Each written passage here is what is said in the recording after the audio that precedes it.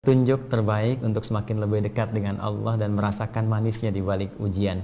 Ya, karena semua apa yang Allah ujikan itu tentunya ada nilai-nilai kebaikan.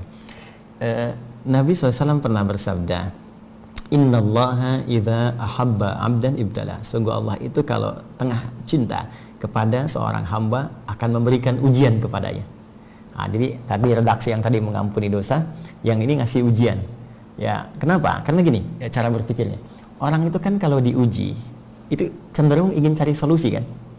Ya, kalau sedang punya masalah ingin cari solusi kan.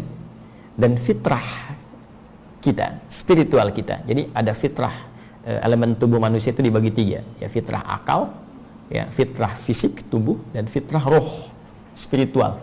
Ini inti hidupnya. Fitrah akal, ya, kalau nggak tahu pengen cari tahu.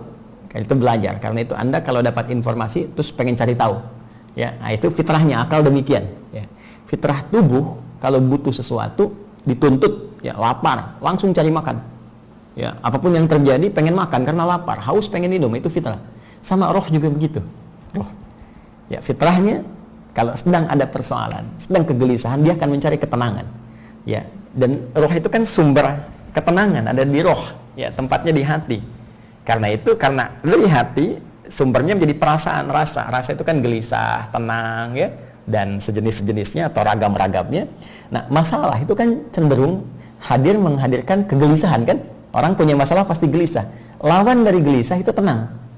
Ya, jadi sebetulnya masalah ini sebuah katalis yang bisa, kalau dalam perspektif berbeda ya, cara pandang berbeda, masalah itu adalah sebuah katalis, ya, yang bisa dengan ini mendatangkan ketenangan secara cepat. Jadi kalau nggak ada masalah, bagaimana ketenangan itu bisa muncul?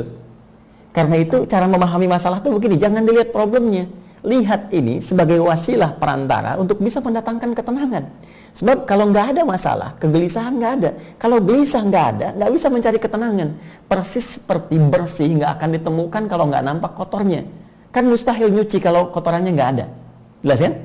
Dari sini, ketika Allah memberikan ujian berupa persoalan, sebetulnya jangan dilihat kepada ujiannya, tapi lihat responnya, reaksinya terhadap persoalan yang muncul ini. Bukankah dengan persoalan itu Anda semakin menunjukkan doa? Belum apa-apa sudah berdoa, ya Allah tolong mudahkan. Tuh, disebutkan Allah. Tiba-tiba kalau semakin naik nih, ya, katalisnya semakin naik nih, katalisatornya naik masalahnya. Bukankah ditopang dengan amalan? Ya, selain hanya dengan lisan bentuk doa itu jadi amalan fisik, tiba-tiba tahajud kan, baca Quran. Ayo, siapa yang saat sedang punya masalah terus malamnya tahajud sambil nangis, ya? Siapa yang tiba-tiba rajin puasa mendadak soleh, ya? Terus siapa yang tiba-tiba baca Quran? Tapi ya ini jalan, dan dari satu kebiasaan itu ya baru tahajud, kemudian baca Quran, boleh jadi ini menjadi sebuah kebiasaan yang terus berlangsung dan dipertahankan. Dan ini yang menghadirkan cinta Allah Subhanahu wa ta'ala. Di antara ujian yang biasanya menjadikan kita cepat mendekat kepada Allah, itu ujian sakit. Karena itu dalam sakit ada ampunan. Ya, betapa banyak orang sakit menyebut nama Allah, terus mendekat, berdoa. Karena itu ampunan diturunkan. Jadi kalau ada orang sampai sakit belum mampu minta ampun kepada Allah, itu perlu dicek itu sehat nggak rohnya. Karena yang sehat itu mesti tiga, bukan cuma fisik. Mungkin fisik sehat, akal sehat, roh tidak sehat. Ini masalah. Ya, pasti masalah. Demikian bisa rohnya sehat, kemudian fisik sehat, akal nggak sehat juga bermasalah.